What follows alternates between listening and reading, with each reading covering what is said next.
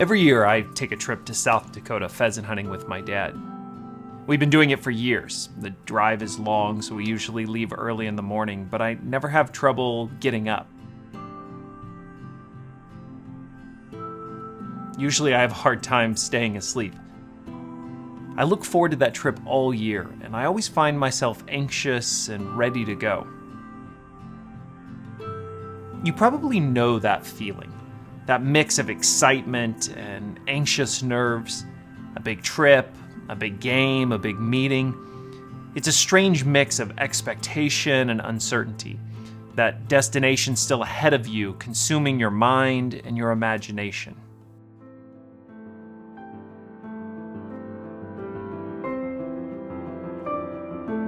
Can you imagine what Israel must have felt as they picked up their belongings, strapped the loads down to their carts and backs, and took their first steps down that road, headed east? The sun still rising ahead of them, the anticipation of that new land and a new life just out there on the horizon. The Bible calls the story the Exodus. For generations, hundreds of years, Israel had been subjected to slavery in Egypt. But God brought Moses to prophetically declare their freedom. It had not come easily. God put on display the power of his authority. He brought Egypt and its Pharaoh to their knees, and finally they submitted to God's command, "Let my people go."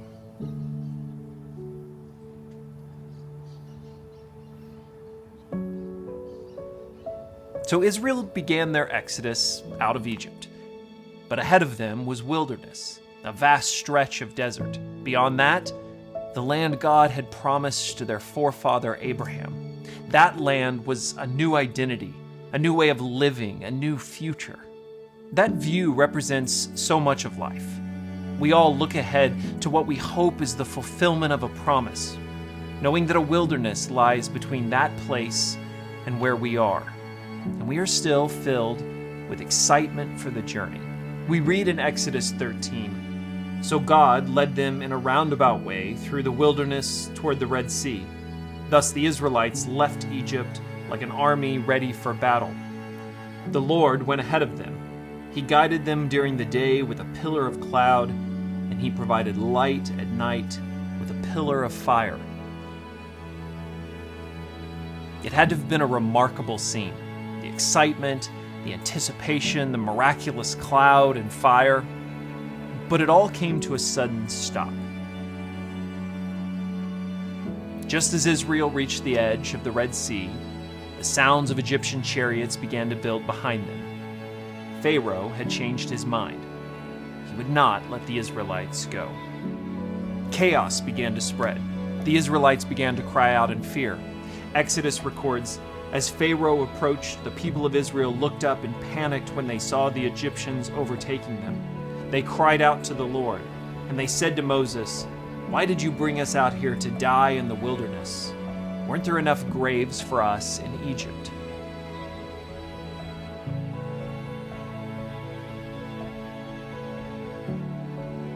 Pressed between the advancing Egyptian army and the edge of the sea, they were trapped and terrified.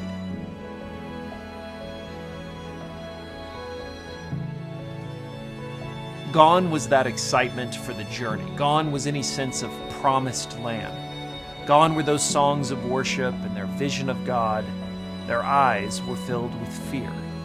This too is life. To find our dreams dashed against the rocks and taken by an unjust hand. How quickly we too panic and break. From one another, from the promise, and from God.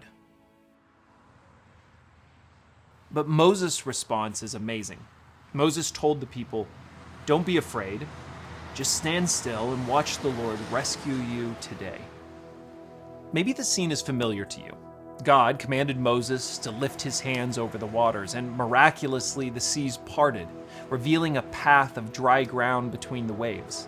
Israel passed through, and just as they reached the far side, Moses again lifted his hands, and the waters collapsed onto the advancing Egyptian army.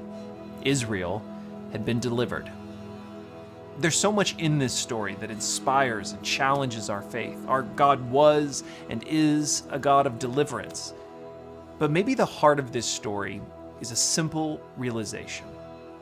Israel's journey was not initiated or rescued by their planning. The journey was initiated by God's deliverance. Who they were was not defined by where they were going. Who they were was defined by the God who had delivered them. They were God's people by the power of His hand. That story of the Exodus becomes our story. It is the story of every person who, in that moment of fear, calls out to God and discovers that He is a God who delivers.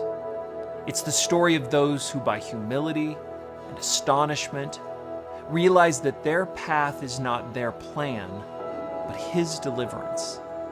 And like Israel, we are forever marked by that deliverance we have received.